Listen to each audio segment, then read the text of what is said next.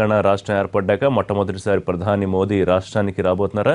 వచ్చే నెల 7వ తారీఖు ముహూర్తం ఖరారైంది. పలు కార్యక్రమాలు, ముఖ్యంగా మిషన్ భగీరథ కార్యక్రమ ప్రారంభోత్సవానికి రావాలని తెలంగాణ సీఎం కేసీఆర్ ఆహ్వానం మేరకు, అలాగే ఎరువుల కర్మాగారం శంకుస్థాపన కార్యక్రమానికి, ఎన్టీపీసీ విద్యుత్ ప్లాంట్ ప్రారంభోత్సవం, ఈ కార్యక్రమాలన్నీ పురస్కరించుకుని ఆయన రాబోతున్నారు. అయితే ఈ సందర్భంగా భారీ ఎత్తున కార్యక్రమాలకి బీజేపీ ప్లాన్ చేస్తోంది. ప్రధాని రాకను పార్టీ పటిష్టతకు మరింత వినియోగించుకోవాలని కూడా ప్లాన్ చేస్తోంది. అలాగే కేంద్రం సహకారం ద్వారానే తెలంగాణ రాష్ట్రం అభివృద్ధి పదంలో నడుస్తోంది, అనేక సంక్షేమ పథకాలు కేంద్రం నిధులిస్తోందనే విషయాన్ని ప్రచారం చేసి ముందుకెళ్లాలనే కార్యక్రమంలో బీజేపీ ఉంది.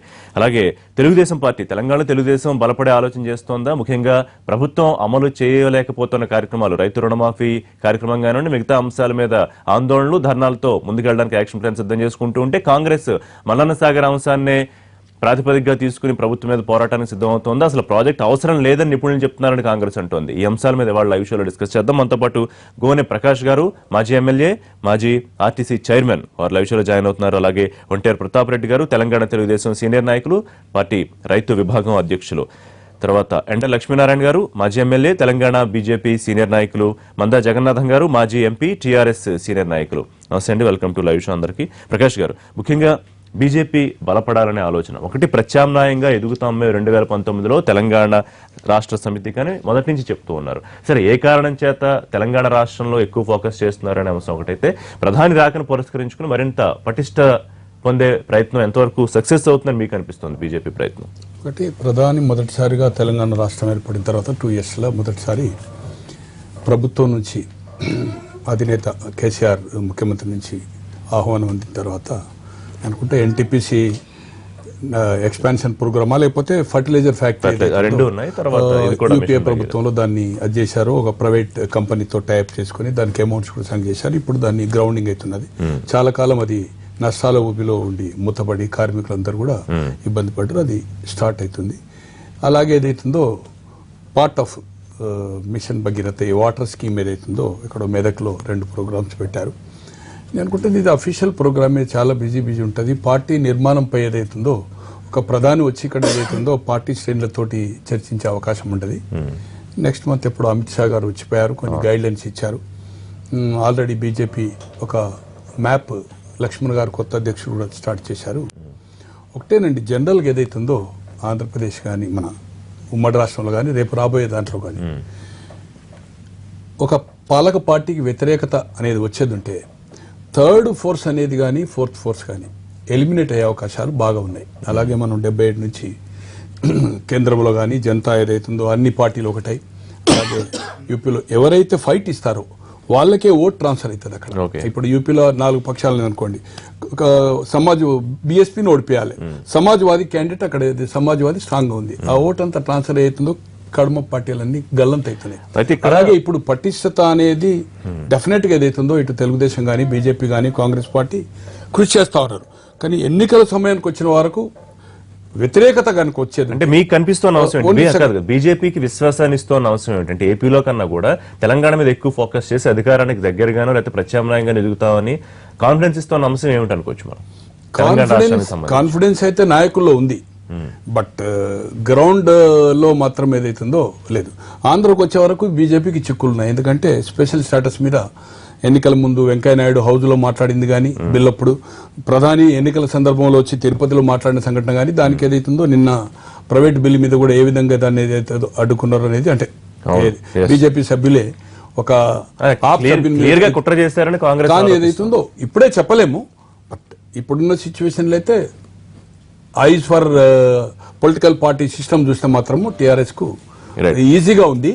కానీ రేపు రాబోయే రోజుల్లో వ్యతిరేకత వస్తే మాత్రం సెకండ్ పార్టీ ఏదైతుందో రేపు ఏదైతుందో ప్రజా ఉద్యమంలో ప్రజలతో కలిసి ఏదైతుందో పోరాటంలో బీజేపీ ఎవరు సఫలీకృతం అయితే వాళ్ళకి వస్తే తప్పితే ఏదో ఒక పార్టీ ఉంటుంది టీఆర్ఎస్ వ్యతిరేకత. తెలంగాణలో బీజేపీ తెలుగుదేశం పార్టీల చీలకి చాలా స్పష్టంగా కనిపిస్తోంది, ఇంకా అఫీషియల్ గా డిక్లేర్ చేయకపోయినా. అయితే ఇవాళ ప్రధాని పర్యటన నిమిత్తం ఏదైతే ప్లాన్ చేసుకుంటుందో బీజేపీ రాష్ట్రంలో పార్టీ పటిష్టత కోసం, అలాగే రాష్ట్రాభివృద్ధిలో కేంద్రం పాత్ర ఏమిటి, సంక్షేమ పథకాలకు కానివ్వండి, మిషన్ భగీరథ లాంటి ప్రాజెక్టులకు కానివ్వండి, కేంద్రం ఏమిస్తుంది, ఇవన్నీ చెప్పే కార్యక్రమం చేస్తుంది. మీకేమనిపిస్తుంది, బీజేపీ ఎంతవరకు ఈ ప్రోగ్రాం ద్వారా రాజకీయంగా సక్సెస్ అవుతుందని మీరు అనుకుంటున్నారు?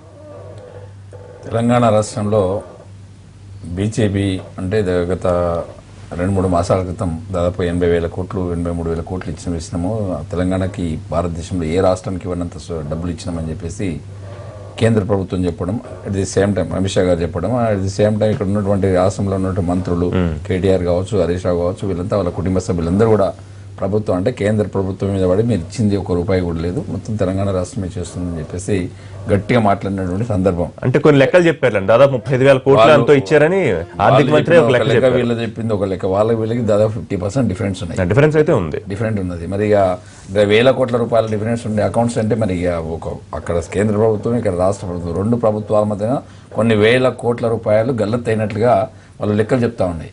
మరి ఏదేమైనప్పటికీ వాళ్ళ ప్రధానమంత్రి గారు తెలంగాణ రాష్ట్రానికి రావడం అందరం స్వాగతం చెప్తున్నాం, వెల్కమ్ చెప్తున్నాం. రాష్ట్ర అభివృద్ధిలో భాగంగా ఆయన ఇక్కడ అడుగు పెడుతున్నాడు, దానికి తెలుగుదేశం పార్టీ వెల్కమ్ చెప్తుంది. ఇవాళ రాష్ట్రంలో టీఆర్ఎస్ ప్రభుత్వం ఉంది. టీఆర్ఎస్ ప్రభుత్వం ఎలక్షన్ అంటే దాదాపు 13 సంవత్సరాలు ఉద్యమాల కాలాల్లో నడుస్తున్నటువంటి సందర్భాలలో చాలాసార్లు వాళ్ళు ఉద్యోగాల కోసం మాట్లాడారు, ఉద్యోగాల కోసం ఎక్కువగా మాట్లాడారు. ఆ తర్వాత వాటర్ కోసం మాట్లాడారు, ఆ తర్వాత నిధుల కోసం మాట్లాడారు. నిధులు అంటే మనకు దాదాపు 42% మనం ఉన్నాం, దాదాపు 53% నిధులు వచ్చినాయి, ఎక్సెస్ బడ్జెట్ ఉందని చెప్పి ప్రభుత్వం పదే చెప్తూ వచ్చింది. కానీ ఆచరణలో మాత్రం ఎక్కడ కూడా ఉద్యోగాలు వచ్చినటువంటి దాఖలాలు లేవు. ఇప్పటి వరకు పత్రికలలో దాదాపు ఎన్నోసార్లు 200 ఉద్యోగాలు ఇస్తే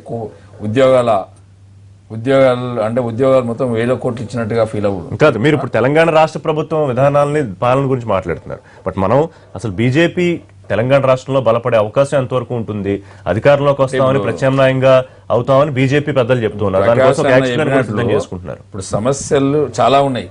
అంటే టీఆర్ఎస్ ప్రభుత్వం పూర్తిగా విఫలమైపోయింది.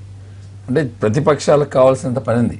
ప్రతిపక్షాలు బీజేపీ పని మొదలైంది. బీజేపీ అయినా ప్రతిపక్షంలో ఉంది, తెలుగుదేశం ప్రతిపక్షంలో ఉంది, కాంగ్రెస్ ప్రధాన 3 పార్టీలు కూడా ప్రతిపక్ష హోదాలో ఉన్నాయి. ఈ ప్రధానంగా సమస్యలు, ప్రజల యొక్క సమస్యలు ఎవరైతే తీవ్రంగా కష్టపడి ముందుకు తీసుకెళ్తారో వాళ్ళకి ఓటు బ్యాంకు ప్రజలు ఆదరిస్తారు, వాళ్ళనే గౌరవిస్తారు. 2019లో వాళ్ళే అధికారంలోకి వస్తారు. ఇలా సమస్యల మీద పోరాటం చేయడానికి బీజేపీ ముందుందా, తెలుగుదేశం ముందుందా, కాంగ్రెస్ ముందుందా, ఇప్పుడు అందరూ కూడా ఒక స్టేజ్లో ఉన్నారు. అంటే తెలంగాణ రాష్ట్రం వచ్చింది 2 సంవత్సరాలు అయింది, ఇంకా ఈ ప్రభుత్వం మీద ప్రెషర్ తీసుకురావద్దు అనేది అంటే ప్రజలలో ఉన్నది. ప్రజలలో ఒక నానుడి ఏముందంటే తెలంగాణ రాష్ట్రం వచ్చేసింది కదా, ప్రాజెక్టులు కంప్లీట్ అయిపోతాయి, ఉద్యోగాలు వచ్చేసాయి, ఇండ్లు కట్టుకుంటాం, అవన్నీ కూడా ప్రజలలో ఒక రకమైనటువంటి ఆలోచన ఉంది, భ్రమ ఉంది. భ్రమ కావచ్చు, లేకపోతే వాళ్ళ ఆశలు కావచ్చు, ఆకాంక్షలు కావచ్చు. ఇవన్నీ ఏ విధంగా చూసినా ప్రజలు ఒక విధంగా ప్రభుత్వం మీద డిఫెండ్ అయి ఉన్నది. ఇప్పుడు కూడా స్టిల్ ఈ రోజు కూడా మాకు ఇండ్లు వస్తాయని, దళితులకు భూములు వస్తాయని, KG2 PG వస్తాయి, రకరకాలుగా ఇంకా మాట్లాడదాం. ప్రతాప్ రెడ్డి గారు, లక్ష్మీనారాయణ గారు, కొంత ఇబ్బందికర వాతావరణం ఉంటుందేమో అనిపిస్తుంది. ప్రధాని వస్తున్నారు, ఖచ్చితంగా ఇప్పటికే మిషన్ భగీరథ, మిషన్ కాకతీయ కార్యక్రమాల గురించి ఆయన ఒక సందర్భంలో మెచ్చుకోవడము, తెలంగాణ రాష్ట్ర ప్రభుత్వాన్ని ఈ విధానాల అమలు దేశవ్యాప్తంగా కుదురుతుందేమో చూడండి అని అధికారులకు చెప్పడం కూడా మనం చూసాం. ఇవాళ ఈ కార్యక్రమాల సందర్భంగా వస్తున్నారు ప్రధాని, ఖచ్చితంగా రాష్ట్రాన్ని, అభివృద్ధిని, ముఖ్యమంత్రి కేసీఆర్ గారిని పొగడాలి. Other side of the coin BJP, TRS రాజకీయంగా విమర్శలు చేసుకోవాల్సిన పరిస్థితి ఉంటుంది. ఎట్లా దాన్ని బ్యాలెన్స్ చేసే అవకాశం ఉంటుంది? అంటే ఫెడరల్ సిస్టంలో సమాఖ్య రాజ్యాంగం మనది, సమాఖ్య రాష్ట్రాల మధ్యలో, కేంద్రం మధ్యలో, రాష్ట్ర ప్రభుత్వం మధ్యలో, కేంద్ర ప్రభుత్వం మధ్యలో పరస్పర సహకారం అనేటువంటిది సహజం. ఈ మధ్య అంతర్రాష్ట్ర భేటీలు కూడా మళ్ళీ ఒకసారి నేను ఒక విషయాన్ని చాలా స్పష్టంగా చెప్పదలుచుకున్నాను ఋషి గారు. ఇవాళ కేంద్రాన్ని నుంచి ప్రధానమంత్రి గారు మన ఈ రాష్ట్రానికి వచ్చినప్పుడు ఈ ప్రభుత్వం యొక్క మెరిట్స్ మాత్రం ప్రస్తావిస్తారు. ఒక గ్లాసు సగం ఖాళీ ఉంది, సగం భర్తీ ఉన్నది అనుకోండి, భర్తీ గురించే ప్రధానమంత్రి గారు మాట్లాడతారు. సగం నిండు ఉన్నది అనేటువంటి విషయాన్ని ప్రధానమంత్రి ఖాళీ విషయం మీరందరూ చూసుకుంటారు. రాజకీయ పర్యటన కాకపోయినా ఫెడరల్ సిస్టమ్ లో ఈ విధమైనటువంటి ప్రభుత్వాల మధ్య పరస్పర సహకారము అనేటువంటిది సహజమైనటువంటి విషయం. అది ఆ పరిపాలనలో భాగంగా నా పాయింట్ ఏంటంటే వారు రాజకీయ పార్టీలుగా చేద్దాం అనుకుంటున్నారు కదా, అది ఎట్లా కుదురుతున్నారు? రాజకీయ పర్యటన మేము లొసుగుల విషయంలో మెరిట్స్ గురించి ప్రధానమంత్రి గారు మాట్లాడితే, లొసుగుల విషయంలో పార్టీగా భారతీయ జనతా పార్టీ ప్రజల పక్షాన డెఫినెట్లీ దాని గురించి ప్రస్తావిస్తారు. అది మా కర్తవ్యం. మరొక విషయం ఏదైతే నిధుల విషయంలో చర్చ వచ్చిందో, కేంద్రం నుంచి రాష్ట్రానికి ఇచ్చేటువంటిది పన్నుల్లో వాటా శాతం 42, 14th ఫైనాన్స్ కింద 13th ఫైనాన్స్ చివరి సంవత్సరానికి కింద ఇచ్చినటువంటి నిధులు, వాటి గురించి ఈ రాష్ట్ర ప్రభుత్వం ప్రస్తావించింది. కానీ కేంద్ర రాష్ట్ర ప్రభుత్వాల మధ్యలో 60% కేంద్రం షేరు, అదేవిధంగా 40% రాష్ట్రం యొక్క భాగస్వామ్యం. ఏదైతే ఆ రకంగా ఇప్పటి వరకు తెలంగాణ రాష్ట్రానికి 90,000 పైచిలకు కేంద్రం ఇచ్చింది. కేంద్రం చెప్తే నిన్న కూడా పత్రికలు ఏంటంటే గతంలో చెప్పింది అన్ని మొత్తం లెక్కలు చూసుకుంటే 40,000 కోట్ల మించలేదు తెలంగాణ రాష్ట్రానికి కేంద్రం ఇచ్చిందని మరొకసారి చెప్పారు. కేంద్రము ఇచ్చింది, కేంద్రం శాంక్షన్ చేసింది చాలా విషయాలు. ఇవాళ 41,000 కోట్లు ఈ రెండు అంశాలలో ఇచ్చింది. అది కాకుండా ఉపాధి హామీ కావచ్చు, 1,00,000 ఇల్లు కావచ్చు, లేకపోతే డిజిటల్ ఇండియా ప్రోగ్రామ్ కింద ఇక్కడ నెట్వర్క్ విషయంలో కావచ్చు, మరి అదే రకంగా అనేక కార్యక్రమాలకు కిసాన్ సిచాయి యోజన కింద ఇచ్చినటువంటి నిధులు కావచ్చు. అదే రకంగా అంటే ఈ రాష్ట్రం అభివృద్ధి కోసం ఇవాళ పవర్ ప్రొడక్షన్ కోసం ఏదైతే 16,500 కోట్లు 43,000 కోట్లు జాతీయ రాష్ట్ర రహదారులను జాతీయ రహదారులుగా మార్చడం కావచ్చు.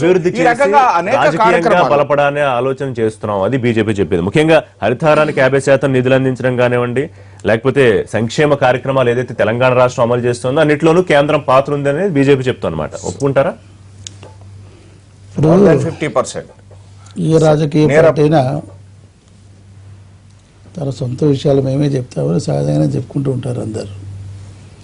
కానీ రాష్ట్రాలకు కేంద్రాలకి సంబంధాల దీంట్లో నిధులు వచ్చేది రాజ్యాంగపరమైన లెక్కల ప్రకారమే వస్తాయి. అది కాకుండా ఏదైనా నిజంగా ఇవ్వదలుచుకుంటే ప్రైమ్ మినిస్టర్ కానీ గవర్నమెంట్ కానీ ఒక బ్యాక్వర్డ్ స్టేట్ అన్నప్పుడు ఎక్స్ట్రా నిధులు ఇస్తుంటారు. ఉదాహరణకి ఇప్పుడు గతంలో నార్త్ ఈస్టర్న్ స్టేట్ డెవలప్మెంట్ అనే మినిస్ట్రీ లేదు అక్కడ. కానీ గత ప్రభుత్వం యూపీఏ 1లో ఏం చేశారంటే అక్కడ ఉన్న పరిస్థితి, అది యూపీఏ 1 కాదు అనుకుంటే ఎన్డీఏ ప్రభుత్వంలోనే అప్పుడు ఈయన కేంద్ర ఆరోగ్య శాఖ మంత్రి గారు ఉండినారు. ఆయన హయాంలో నార్త్ ఈస్ట్ డెవలప్మెంట్ అని వాజ్పేయి గారి హయాంలోనే పెట్టారు. ఎందుకు పెట్టారు? అది అక్కడ ఏరియా బాగా డెవలప్ కావట్లేదు కాబట్టి ఏంటంటే దానికి ఒక స్పెషల్ అటెన్షన్ కావాలన్న ఉద్దేశంతో. సో ఆ విధంగా లేదా ఈ బ్యాక్వర్డ్నెస్ పట్టుకొని లేదా కొన్ని ఇన్స్టిట్యూషన్స్ కొన్ని ఫండ్స్ సహజంగా ఇవ్వడానికి కేంద్ర ప్రభుత్వాలు రెడీగా ఉండవలసింది. దాంట్లో బడ్జెట్ ప్రొవిజన్స్ అవన్నీ కూడా ఉంటాయి. కానీ అదేదో మనం ఖైరాత్ అంటుంటాం ఇక్కడ హైదరాబాద్లో, అదే బిచ్చమేసినట్టు. ఖైరాత్ అంటే బిచ్చమేసినట్టు అనమాట. మేమేదో బిచ్చమేసినాం మీరు అనుభవించిన అన్న భావం బాగా రాకూడదు అనమాట. Coming let me come. Then కేంద్ర నిధుల గురించి మాట్లాడారు నిన్న స్పష్టంగా. నిన్న పార్లమెంట్లో కేంద్ర మంత్రిగా జవాబిస్తూ సుఖేందర్ రెడ్డి గారు ఒక ప్రశ్న వేశారు. 90,000 కోట్ల రూపాయలు ఇచ్చామని చెప్పేసి మీ మంత్రి గారు చెప్పారండి. దానికి మేము అడుగుతున్నాం క్వశ్చన్ ఏంటంటే, లేదండి 90,000 కోట్లు కాదు 45,000-50,000 మధ్యలో ఇచ్చాము అని చెప్పేసి 10ల వారికి కూడా అని చెప్పారు. ఇది ప్రజలకు వదిలేద్దాం. ఇక దాన్ని ఆర్గ్యుమెంట్ నేను పోదలుచుకోలేదు. ఎందుకంటే ఆయన అవునంటుంటాడు, నేను కాదంటుంటాడు. తెలంగాణ రాష్ట్రం అభివృద్ధి పదంలో వెళ్ళడానికి ప్రధాన కారణం కేంద్రం నుంచి వస్తున్న సహకారం మాత్రమే. కరెక్టేనా? అది మీరు ఒకటి గమనించాలి ఇక్కడ. సరే, రాష్ట్రం ఇవ్వదినప్పుడు ఏం నిర్ధారించారండి? ఇట్ ఈస్ సర్ప్లస్ స్టేట్ అని చెప్పి. సర్ప్లస్ స్టేట్ ఇప్పుడు కూడా సర్ప్లస్ స్టేట్ అనే మీ గణాంకాలే చెప్తా ఉన్నాయి. ముఖ్యమంత్రి గారు మాట్లాడింది మీరు కంప్లీట్ చేయలేరు. ఎప్పుడైతే గవర్నమెంట్ డిపెండ్ చేస్తామో మీరు అందరూ అడ్డుపడతా ఉంటారు. లక్ష్మణ గారు మీరు మాట్లాడేటప్పుడు లేదా నేను ఇలా చేతులు కట్టుకుని కూర్చున్నాను, మీరు కూడా కామ్గా ఉండండి. మాటలు కాదు, అరే ఎందుకు అడ్డుపడతావు? తర్వాత చెప్పు. నేను నోట్ చేసుకున్నాను. చెప్పండి. ఇప్పుడు తెలంగాణ రాష్ట్ర సంక్షేమ కార్యక్రమాల్లో కేంద్రందే ముఖ్య పాత్ర, లేకపోతే 50% పైచిలుకు పాత్ర అని బీజేపీ చెప్పుకుంటోంది. దానికి చెప్పండి. ఇప్పుడు మాకు వాళ్ళు ఇచ్చింది ఏంటండి? మాకు వచ్చే ట్యాక్సీల్లో ఎవరు ఇచ్చారు? కొన్ని ఏం చేశారంటే సహజంగా వచ్చే వనరుల్లో కూడా ఇచ్చారు. 3-4 పద్ధతులు ఇచ్చిన వాటివి 40,000-50,000 కోట్లు అంటే సహజంగా మాకు వచ్చాయి కదా. మీరే స్పెషల్గా ఇచ్చింది కాదు కదా. అటువంటిప్పుడు లేదా మీ తర్వాత ఇండ్లు, తర్వాత ఎన్ఆర్జీఎస్ మాకు ఒక్కరికి ఇస్తున్నారా? ఒక తెలంగాణ రాష్ట్రం సార్, దేశవ్యాప్తంగా అన్ని రాష్ట్రాలకు ఇవ్వట్లేదా ఎన్ఆర్జీఎస్? ఇచ్చిందా? ఏది కౌంట్ అవుతుంది? దట్ ఈస్ దానికి దీన్ని స్పెషల్ గా ఇచ్చిన దానికి ఏదైనా ఇచ్చుంటే చెప్పండి. India program it is just like digital India ఒక తెలంగాణకే ఇచ్చినారా? డిజిటల్ ఇండియా తెలంగాణకే ఇచ్చారా digital India? Why do call digital తెలంగాణనండి, డిజిటల్ తెలంగాణ, డిజిటల్ ఇండియా రాజకీయంగా సహజంగా ఒకటి అన్ని ఇప్పుడు ఈ ప్రాంతీయ వచ్చిందండి. స్వచ్ఛ భారత్, స్వచ్ఛ భారత్ భారత్ కాదా, స్వచ్ఛ తెలంగాణ పెట్టినారా? రాజకీయంగా బీజేపీ మీకు ప్రత్యామ్నాయం అవుతామని పదే పదే చెప్తోంది. దానికోసం పెద్ద యాక్షన్ ప్లాన్ కూడా సిద్ధం చేసుకుంటోంది. మీరు సిద్ధంగా ఉన్నారా ఎదుర్కోవడానికి? ఇప్పుడు మేము సిద్ధంగా ప్రత్యేకంగా ఉండక్కర్లేదండి, ప్రజలకు తెలుసు టీఆర్ఎస్ పార్టీ రోల్ ఏంది, ఏ విధంగా తెలంగాణ తెచ్చుకున్నాం, ఏ విధంగా ముందుకు వెళ్తా ఉన్నాము. నేను ఇందాక ఫస్ట్ అంటే ఏ రాజకీయ పార్టీ అయినా సరే గిమ్మిక్కులు వేయని జిమ్మిక్కులు వేయని ఏమైనా చేయని, బట్ అల్టిమేట్లీ ది ప్రజలు are the deciders after 5 years of the rule.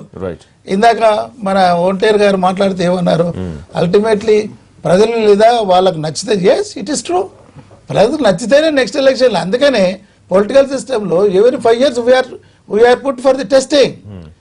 మేము మా యొక్క పర్ఫార్మెన్స్ ని గవర్నమెంట్ డిపెండెంట్ మీద పడే నెక్స్ట్ అధికారం ఇస్తా ఉంటారు, చేస్తూ ఉంటారు.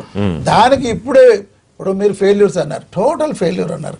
Okay, agreed, let the people feel. ఇంకొక ముఖ్యమైన అంశం ఏంటంటే ఎస్సీ వర్గీకరణ అంశం, హైకోర్టు విభజన అంశం, ఈ రెండు కూడా క్లారిటీ వచ్చేస్తాయి ప్రధాని ట్రిప్ తోటని బీజేపీ చెప్పుకుంటుంది. ఇప్పుడు అవకాశం ఉంటుందా?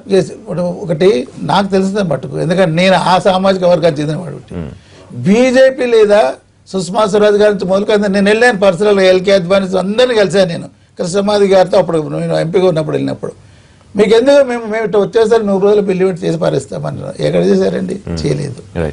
ఏమి దానికి మరి మీ నైతిక బాధ్యత కదా. మీరు చెప్పినప్పుడు ఆమె లీడర్ ఆఫ్ ద హౌస్ ఉన్నప్పుడు చెప్పింది. ఎల్కే అద్వానీ గారు ఆయన ఏంది ఆ బీజేపీ పార్లమెంటరీ పార్టీకి పెద్ద పెద్ద పోస్టులు అప్పుడు చెప్పారు. మేము పర్సనల్ వెళ్ళాం కాబట్టి చెప్తున్నా. అటువంటిప్పుడు దళిత వర్గాలు వాళ్ళకి సపోర్ట్ చేస్తారని ఎట్లా అనుకుంటారు మీరు? అదే మా దగ్గరకు వచ్చినప్పుడు మేము ఎక్కడ మా చేతిలో వెళ్ళిన ఇష్యూ కాబట్టి అసెంబ్లీలో తీర్మానం చేసి పంపించారు. స్వయాన ముఖ్యమంత్రి గారు వెళ్ళే ప్రధానమంత్రి గారిని కలిసి వచ్చారు. మీరు 100 రోజులు చేస్తా అనేది ఇప్పటికి 2 ఏళ్ళు అయిపోయి చేయలేదు. ముఖ్యమంత్రి గారు వెళ్ళారు, చేసి వచ్చారు. ఆంధ్రప్రదేశ్ ఉమ్మడిగా ఉన్నప్పుడు లేదని రిజల్యూషన్ పాస్ చేసి పంపించారు. అసలు ఇప్పుడు తెలంగాణ కొత్త ఏర్పడించారు. 2 అంశాలు కూడా రాజకీయంగా వాడుకుంటుందని మీరు చెప్పే విషయం అంతే కదా? మీరు అన్నది ఏంటంటే దాన్ని పెట్టుకొని బలపడుతుంది. నేను అంటున్నాను చేతలను బట్టి ఓట్లు ఉంటాయని చెప్పి అందరు అన్నప్పుడు అగ్రీ, మన చేతులను బట్టి ఓట్లు ఉంటాయి. జగన్నాథం గారు ఆ పార్టీలో ఉన్నారు కాబట్టి ఒకటే విషయం ఇక్కడ చెప్పదలుచుకున్నా, ఎస్సీ ఎస్టీ సప్లాన్ అసలు పూర్తిగా దళితుల కోసం, దళిత వాడల కోసం, వాళ్ళ అభ్యున్నతి కోసం ఉపయోగించాలి. వాటిని చిన్న బ్రేక్ తీసుకున్న లైవ్ షోలో బ్రేక్ తర్వాత తెలంగాణ తెలుగుదేశం బలపడడానికి కార్యాచరణ సిద్ధం చేసుకుంటోంది. అలాగే తెలంగాణ కాంగ్రెస్ కూడా ప్రాజెక్ట్ అంశాన్ని ప్రాతిపదికగా తీసుకుని ప్రభుత్వం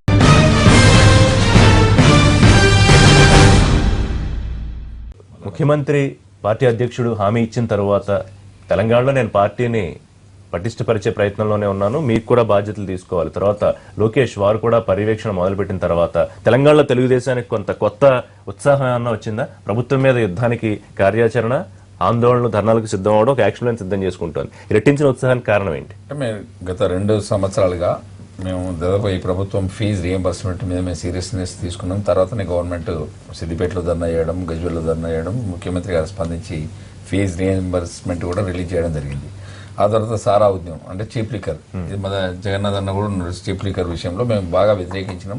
హైదరాబాద్లో అన్ని రాజకీయ పార్టీలని, ప్రజా సంఘాలను ఒక వేదిక మీద తీసుకొచ్చినాం. చీప్ లిక్కర్ని కూడా బ్యాన్ చేయగలిగినాం. ఆ తర్వాత మేము ఈ చీప్ లిక్కర్ తర్వాత రైతు ఆత్మహత్యలు గజ్వేల్ నుండి బాగా ఎక్స్పోజ్ చేసి సీఎం గారు ఫామ్ హౌస్ లో ఉన్నప్పుడే పక్క గ్రామాలకు వెళ్ళి మా అసెంబ్లీ నుంచి వచ్చినటువంటి ఎమ్మెల్యేలను పట్టుకొని ఆ గ్రామాలలో చనిపోయినటువంటి రైతు కుటుంబాలను కూడా తీసుకొచ్చినాం. ఎట్ ది సేమ్ టైం మన అసెంబ్లీ ముందు కూడా పెద్ద ఎత్తున రైతు ఆత్మహత్య కుటుంబాలతో ధర్నాలు చేయడం జరిగింది. అంటే ప్రభుత్వం మీద ఇప్పటి వరకు సారా ఉద్యమం కావచ్చు, రైతు ఆత్మహత్యలు కావచ్చు, లేకపోతే మీరు కార్యక్రమాలు చేయలేదన్నట్ల. కానీ పార్టీలో వలసలు పెరిగిపోయిన తర్వాత పార్టీ ఎల్పీఏ విలీనం కార్యక్రమం పూర్తి అయిపోయిన తర్వాత కార్యకర్తల్లో కొంచెం నిరుత్సాహం వచ్చిన మాట వాస్తవం కదా? అంటే ఇక్కడ తెలంగాణ రాష్ట్రం వచ్చేసాక అంటే ప్రజలని ఒక మభ్యపెట్టే, అంటే ప్రజలను ఏదో చాలా ఎక్స్పెక్టేషన్ చేశారు. అంటే గోదావరిలో కాలటం పెట్టేస్తే నీళ్ళు వచ్చేస్తాయి, లేకపోతే ఈ పల్లెటూళ్ళలో పెంకుటీళ్ళు ఎందుకండి, ఈ అన్ని డబుల్ బెడ్రూమ్ కట్టిస్తాం, మీ అల్లుడు వస్తే రోడ్డు మీద కూర్చుంటున్నాడు, మీ కూతురు రోడ్డు మీద కూర్చుంటుంది, డబుల్ బెడ్రూమ్ ఇస్తాము, చాలా ఇట్లా ముఖ్యమంత్రి గారు చాలా చెప్పారు. వాటిని ప్రజలు నిజంగా ప్రాక్టికల్ స్టిల్ ఈ రోజు కూడా నమ్ముతున్నారు. ముఖ్యమంత్రి గారు చెప్పినటువంటి మాటల్ని ఈ రోజు కూడా నమ్ముతున్నారు. చూడండి, పక్కనే ఉన్నటువంటి ఫామ్ హౌస్ లో పక్కనే ఉన్నటువంటి నరసన్నపేట, చేబర్తి గ్రామాలు, అంటే ఒక గ్రామ పంచాయతీ, ఒక కామ్రేడ్, 2 గ్రామాలలో డబుల్ బెడ్రూమ్ కట్టేయడానికి 2 సంవత్సరాల నుంచి కలెక్టర్ గారు అక్కడనే ఉండి, జాయింట్ కలెక్టర్ గారు అక్కడనే ఉండి నానా తంటలు పడుతున్నారు. ఇవాళ వాటర్ గిడ్ కూడా గజ్వేల్లో స్టార్ట్ చేశాం. సజిలా వాటర్ ఏదైతే ఉందో గతంలో తెలుగుదేశం పార్టీ టెక్నికల్ సాక్షన్ ఇచ్చింది, రాజశేఖర రెడ్డి గారు కొబ్బరికాయ కొట్టి 10 years బ్యాక్ స్టార్ట్ అయినటువంటి సజిలా వాటర్ ఏదైతే ఉందో ఆ వాటర్ నుండి గజ్వేల్ కి వాల్కేట్ చేసుకున్నారు. దానిలో ఒక చిన్న విషయం, ఇవాళ ముఖ్యమంత్రి గారు గత ఏప్రిల్లో ఇస్తా అని చెప్పారు, మేలో ఇస్తా అని చెప్పారు, జూన్ లో ఇస్తా అని చెప్పారు, ఇవాళ ఆగస్టు వచ్చేసింది. ఆగస్ట్ 7న ఈ రోజు స్టిల్ ఇప్పటి వరకు కూడా 50% వాటర్ గ్రిడ్ కంప్లీట్ కాలేదు గజ్వేల్. ఏ ఊళ్ళో ట్యాప్ అంటే వాటర్ ఇస్తున్నారు కొన్ని గ్రామాలకి, ఆ వాటర్ కూడా ఎక్కడ కూడా ట్యాప్ నిండి ట్యాప్ పెట్టి ఇచ్చినటువంటి సందర్భం ఎక్కడ లేదు. కావాలంటే కూడా నేను చూపించడానికి జగన్నాథన్ ఉన్నా కానీ లేకపోతే ఇంకెవరన్నా పెద్ద చిన్న పిల్లల్ని పంపించినా కూడా నేను చూపించడానికి రెడీ ఉన్నా. అంటే ఈ వాటర్ గ్రిడ్ కంప్లీట్ కాలేదు. గతంలో చేసినటువంటి ప్రభుత్వాలు చేసినటువంటి వాటికి టైం ఉందిగా, ఇంకా టైం ఉందిగా చేయడానికి. అంటే 7 days లో ఏం కంప్లీట్ చేస్తారండి? ఇక్కడ గజ్వేల్ నిన్న ముఖ్యమంత్రి గారు పోతూ అడిగితే ఒక గ్రామంలో అడిగితే కూడా వాటర్ వస్తలేదు చెప్పలేదు. నిన్ననే ముఖ్యమంత్రి గారు ఇప్పుడు ఆయన ఉన్నటువంటి నరసన్నపేటలో వాటర్ లేదు, బాత్రూమ్లు లేవండి నరసన్నపేటలో. ఇలా మోడల్ విలేజెస్ ఏదైతే తీసుకొని కట్టుకుంటున్నారో అక్కడ ఉన్నటువంటి మహిళలు చీరలు కట్టేసుకొని, అంటే వెనక జమాల సరే మొత్తానికి ఈ ప్రోగ్రామ్స్ అన్నిటిని మీరు ప్రాతిపదికగా తీసుకుని రాజకీయంగా టోటల్ గా హైప్ క్రియేట్ చేసిన పత్రికల మీద పడేసి, మీడియా మీద పడేసేసి 1 side రాయించుకొని 1 side చెప్పించుకొని వాళ్ళకు ఎమర్జెన్సీ కంటే ఎమర్జెన్సీ బెటర్. టిఆర్ఎస్ ప్రభుత్వంలో తెలంగాణలో తెలుగుదేశం బలపడాలని చేసుకుంటున్న ప్రోగ్రామ్స్ యాక్షన్ ప్లాన్ కానివ్వండి, మరోవైపు కాంగ్రెస్ ప్రాజెక్టులు రీడిజైనింగ్, లేకపోతే దాని వెనకాల ఉన్న కుంభకోణం, లేకపోతే అసలు ప్రాజెక్టులు అవసరం లేదు ఇనే యాంగిల్ 2 పార్టీలు తీసుకుని ముందుకెళ్లాలని ఆలోచన చేసిన ఎంతవరకు తెలంగాణ తెలుగుదేశం కానీ కాంగ్రెస్ కానీ ఈ అంశంలో సక్సెస్ అయ్యే అవకాశం ఉంది? ప్రజలలో ఖచ్చితంగా ఏదైతుందో భ్రమలు ఉన్నాయి. ప్రచారం ఎన్నికల మేనిఫెస్టో అనేది ఏదైతుందో ఫర్ 5 years, పెద్దలు ఇక్కడ అందరు 3 ఉన్నారు, ప్రజలు కూడా చూస్తా ఉన్నారు. మేనిఫెస్టో అనేది 5 years ఆర్ 5 years కాకుండా మేము మా అధికారం వస్తే 10 ఏళ్ళలో 20 ఏళ్ళలో ఈ ప్రోగ్రామ్ చేస్తామని అటువంటిది ఏం చేయాలి. మెయిన్ ఎన్నికల మేనిఫెస్టోలో 2 హామీలకు ఏదైతుందో ప్రజలు ప్రలోభితమై ఓట్లు ఇచ్చారు. ఒకటి 2 bedroom, ఇంకోటి దళితులకు, ఎలక్షన్ అయిన తర్వాత గిరిజనులకు అన్నాడు 3 ఎకరాలు. కానీ ఇప్పటి వరకు అయితే ఫస్ట్ ఫేజ్ 100 కాన్స్టిట్యూన్సీ మినిమం తిరిగారు. జగన్నాథ్ గారి కాన్స్టిట్యూన్సీలో పార్లమెంట్లో ఒక 4 సభలు అటెండ్ అయ్యారు, వారి కుమారుని దాన్ని కూడా అటెండ్ అయ్యారు. బైట్స్ మీరు చూడండి. మొదటి విడత సిటీ కాన్స్టిట్యూన్సీలకు పద్మారావు గారి కాన్స్టిట్యూన్సీ, కవిత కాన్స్టిట్యూన్సీ అంటే సికింద్రాబాద్, నిజామాబాద్ 10,000 మొదటి విడత అని చెప్పారు. రూరల్ కాన్స్టిట్యూన్సీ గన్పూర్, మన భువనగిరి, పెద్దపల్లి, జగిత్యాల ఇటువంటి, అంటే బయటలో నేను చూసి చెప్తున్నాను, స్వయంగా చూశాను లైవ్ లో 5,000 మొదటి విడతా అన్నారు. కానీ ఇప్పటి వరకు 2 ఏళ్ళు అయింది, 400 ఇళ్ళు మాత్రమే చెప్పారు. ఇప్పుడు ఏమంటున్నారు, మేము అది చెప్పామా ఇప్పుడు చేస్తామని చెప్పాలి.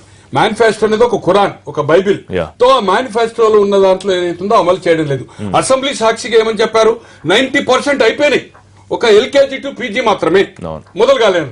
అసలు గ్రౌండ్ అయి ఇంకా స్టార్టే కానప్పుడు పూర్తయినాయి అంటే కూడా ఏదైతుందో ప్రతిపక్షాలు బీజేపీ కావచ్చు, టీడీపీ కావచ్చు, కాంగ్రెస్ కావచ్చు, దాన్ని ఎదుర్కొనడంలో ఏదైతుందో రెడ్డి గారు అన్నట్టు ప్రతిపక్షాలకు ఇప్పుడు ప్రజలే రేపు ప్రతిపక్షం అవుతారు. పార్టీలు పోరాటం చేసినా చేయకున్నా ప్రజల తిరుగుబాటు అనేది ఒక ఉల్లిగడ్డల ఇష్యూలో, ఉల్లిగడ్డ రేట్ ఇష్యూలో ఢిల్లీ ప్రభుత్వం పడిపోయింది.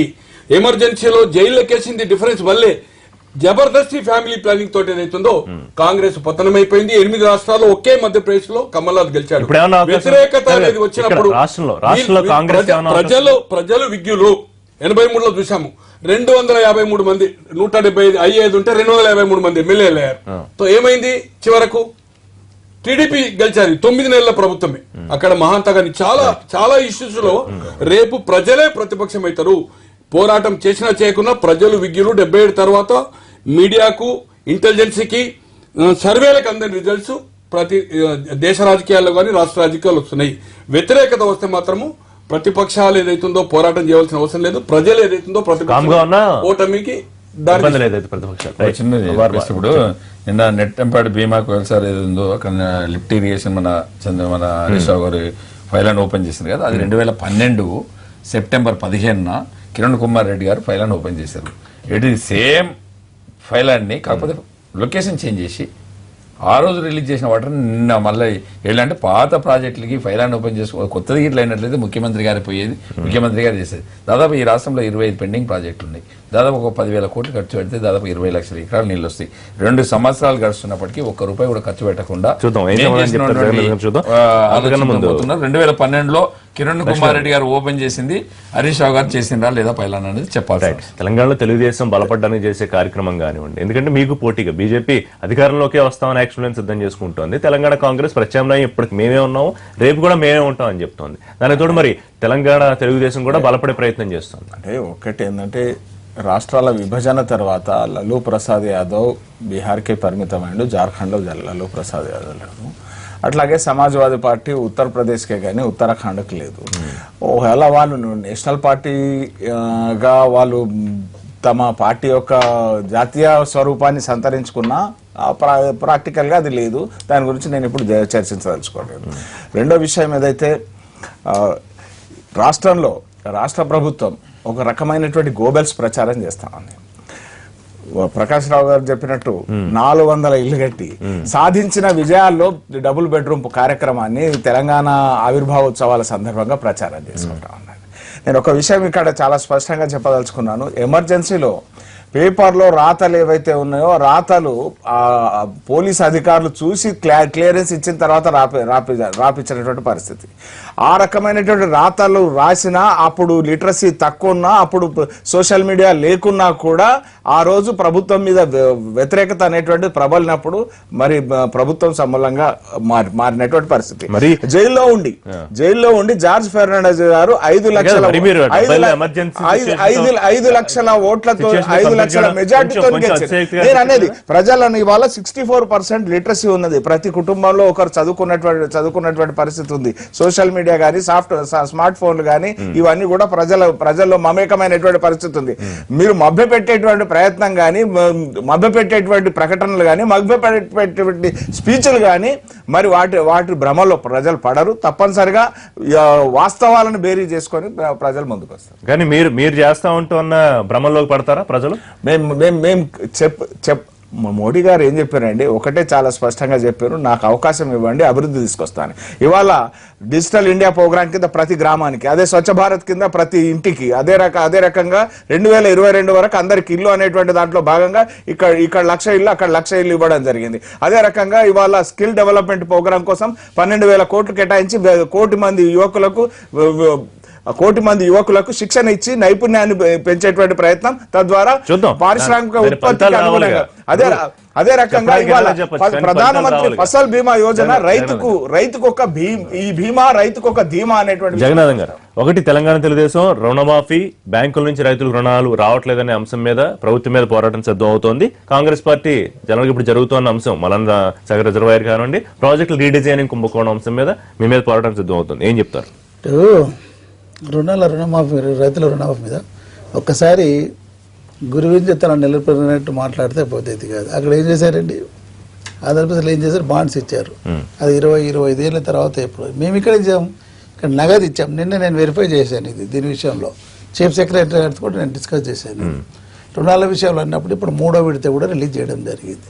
4వ విడతలో ఒకటి గవర్నమెంట్ కూడా ఇప్పుడు ఏంటంటే ఒకేసారి ఇచ్చారు. 2,000 కోట్లు ఇవ్వాలి, అందులో 2,000 కోట్లు రూపాయలు ఇచ్చారు. నేను వెరిఫై చేస్తున్నా, వారం రోజుల ముందు పోయినప్పుడు లేదా పరిస్థితి భిన్నంగా ఉండింది. నేను చెప్పేసి చీఫ్ సెక్రటరీ గారికి, ఏమంటే ఈ విధంగా రావడం వల్ల మనం ఇచ్చే డబ్బు డిలే అవుతుంటే అది వడ్డీలకే సరిపోతుంది, అసలు మిగిలిపోతుంది. కాబట్టి టేక్ యాక్షన్. ఏ విధంగా సీఎం గారిని కన్విన్స్ చేయండి.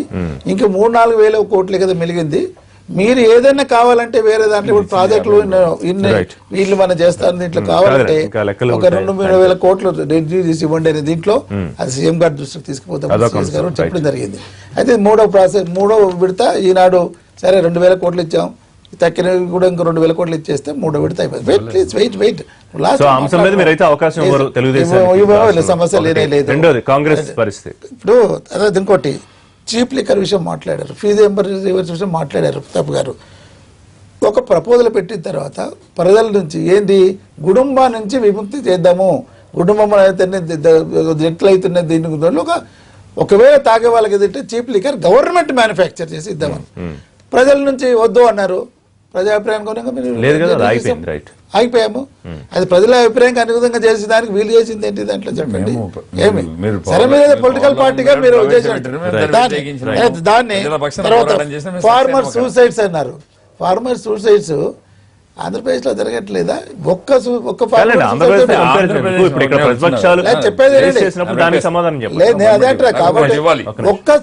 ఫార్మర్ కూడా చనిపోకూడదు. The government moral duty is that ఒక్క ఫార్మర్ ఉండే ప్రతాప్ మీరంతా చెప్పినా ఏమి చాలా ముగ్గురు చెప్పారు.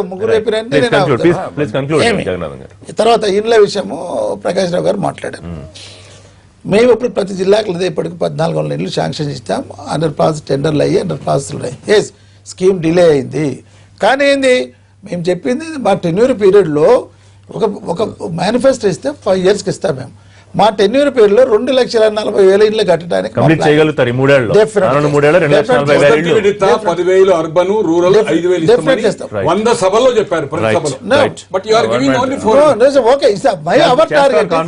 అవర్ టార్గెట్ ఈస్ మీరు అన్నట్టు లేదా మాకు ఇచ్చిన 5 ఏళ్ళ మేము ఇచ్చిన పత్రంలో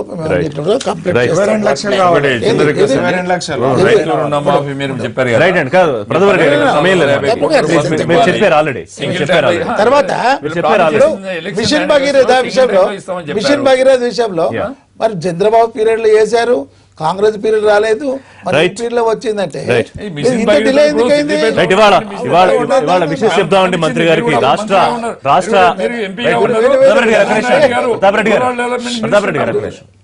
రాష్ట్ర ఐటీ పురపాలక శాఖ మంత్రి కేటీఆర్ గారికి ఎన్టీవీ తరపున జన్మదిన శుభాకాంక్షలు తెలియజేస్తున్నాం. హ్యాపీ బర్త్డే టు కేటీఆర్ గారు. మా అందరి తరపున కూడా కేటీఆర్ గారికి జన్మదిన శుభాకాంక్షలు. హ్యాపీ బర్త్డే కేటీఆర్ గారు. Right, thank you very much అండి వాళ్ళందరికీ లైవ్ షోలో పార్టిసిపేట్ చేసేందుకు. ఇది ఇవాళ లైవ్ షో. మరిన్ని లైవ్ అండ్ పొలిటికల్ అప్డేట్స్ కోసం చూస్తూనే ఉండండి ఎన్టీవీ.